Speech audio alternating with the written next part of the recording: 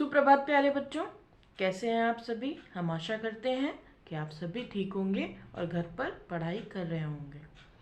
आज की कक्षा में हम नई रंगोली हिंदी पाठ्य पुस्तक में पाठ 12 काला हिरन पेज नंबर 76 पढ़ेंगे। तो सभी बच्चे अपनी अपनी पुस्तकें निकालिए और पृष्ठ क्रमांक 76 खोलिए। पाठ 12 काला हिरन, पृष्ठ क्रमांक 76। बच्चों, इस कहानी में दो नायक हैं, एक काला हिरन और दूसरा राजकुमार। हम इस कहानी को पढ़ना शुरू करते हैं। अपनी बात। सभी धर्म का मूल दया और करुणा है। दिवाली के पटाखों के धमाकों से बेचारे जीवों को कितना कष्ट होता होगा। उन गायों के बारे में सोचिए जिन्हें आप खाने के साथ प्लास्टिक की पन्नी भी खिला देते हैं। चिड़ियाघर के जानवरों को पर पत्थर फेंककर भला आप कौन सा धर्म निभा रहे हैं। मूक जीवों को की भले ही सेवा ना करें, परंतु उन पर दया भाव तो दिखा ही सकते हैं। इसमें ये बताया गया है कि जीव जंतु बोल नहीं पाते, लेकिन उनको भी कष्ट होता है।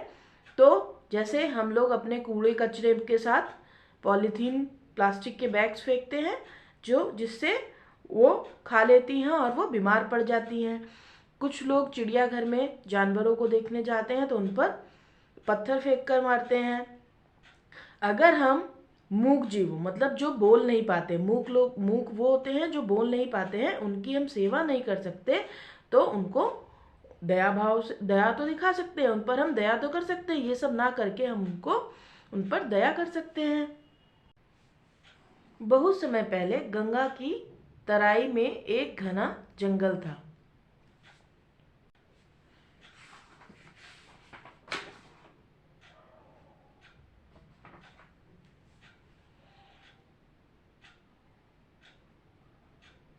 बहुत समय पहले गंगा की तराई में एक घना जंगल है। तराई मतलब होता है पहाड़ों के आसपास नीचे की जो जमीन होती है, उसे तराई कहते हैं।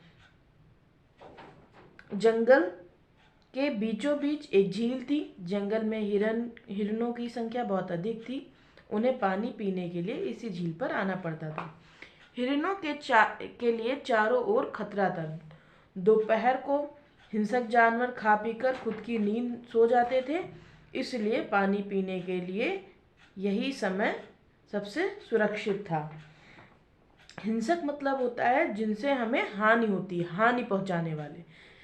तो जो हिरन थे वो उनको हिंसक जानवरों से खतरा था।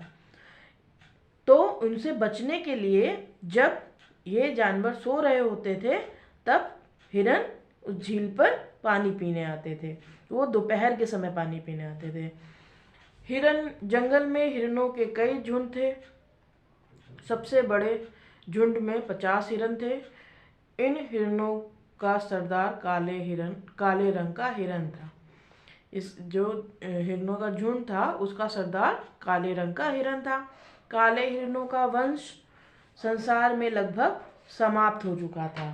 वंश मतलब होता है कुल, परिवार। जो मतलब काले हिरन थे वो लगभग समाप्त हो चुके थे, खत्म हो चुके थे। केवल इसी जंगल में इनका एक छोटा सा परिवार बचा था। जिस जंगल में ये लोग रहते थे, बस उसी में इनका छोटा परिवार बचा था। इस परिवार में काला हिरन, उसकी पत्नी और 2 छोटे बच्चे थे। काला हिरन दूसरे हिरणों से ज्यादा तेज दौड़ सकता था। वह जितना बुद्धिमान था उतना ही सीधा और सरल भी था। झुंड को अपने सरदार पर विश्वास था। सरदार भी जी जान से अपने कर्तव्य को, करने योग्य काम का पालन करता था। काला हिरन देखने में अनोखा लगता था। उसकी चमकीली लाल लाल आंखों को देखकर बहुत से जानवर डर जाया करते थे। जो काला हिरन था वो अनोखा लगता था देखने में, और उसकी आंखें लाल लाल और चमकीली थी। एक दिन एक अद्भुत घटना घटी। अद्भुत मतलब होता है अनोखा, अनोखी घटना घटी। जंगल में शिकारियों का एक दल, दल मतलब होता है समूह, झुंड, शिकार खेलने आया। काफी खोज करने पर भी शिकारियों के हाथ कोई शिकार ना लगा। दोपहर का सूरज तप रहा था, प्यास के मारे उनका बुरा हाल हो गया था। शिकारी पानी की तलाश में इधर उधर भटकने लगे। एकाएक अचानक से उन्हें झील दिखाई पड़ी। शिकारियों की जान में जान आई। उन्होंने पेट भर पानी पिया। वे थक भी गए थे। झील के किनारे पेड़ों की घनी छाया देखकर वे वहीं रुक गए और बंदूकें उठाकर एक पेड़ के तने के सहारे रख दी। वे सोना चाहते थे कि खटका पाकर चौकन्ने हो गए, मतलब थोड़ी सी आवाज़ हुई जिससे वो सावधान हो गए। हिरणों का झुंड पानी पीने आया था। यह उसी का खटका था। खटका मतलब होता है अचानक से कोई आवाज़ होना। इस समय भी काला हिरन झुंड के नेतृत्व कर रहा था। वो काले हिरन का झुंड आ रहा था। नेतृत्व मतलब होता है संचालन करना। हिरणों ने शिकारियों को देख लिया था, इसलिए शिकारियों के बंदूक की ओर हाथ बढ़ाने से पहले हिरणों का झुंड बड़ी बड़ी झाड़ियों के पीछे ओझल हो गया। ओझल मतलब होता है छिप जाना, गायब हो जाना। शिकारी भी हाथ आए शिकार को यूं छोड़ना नहीं चाहते थे। उन्होंने हिरणों का पीछा किया। हिरन भागे नहीं थे। झील के किनारे झाड़ियों की आड़ में दम साधे खड़े थे। शिकारी समझे कि हिरन मैदान की ओर निकल गए हैं, इसलिए वे दूसरी तरफ चले गए। हिरणों पर आई विपत्ति टल गई। विपत्ति मतलब होता है मुसीबत, जो उन पर आई थी वो टल गई। शिकारियों ने झुंड का नेतृत्व कर रहे काले हिरन को देख लिया था। शिकारियों में उस देश का राजकुमार भी था। वह काले हिरन को देखकर आश्चर्य में पड़ गया। आश्चर्य मतलब होता है हैरान हो जाना।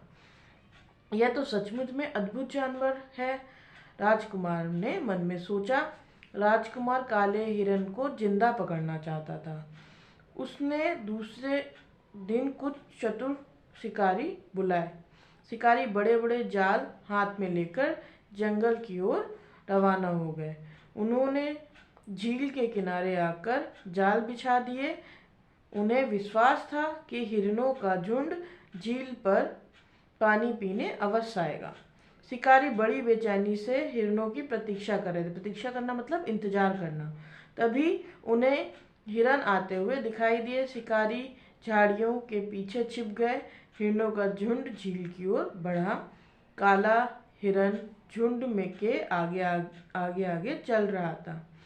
शिकारी हिरणों को घेरना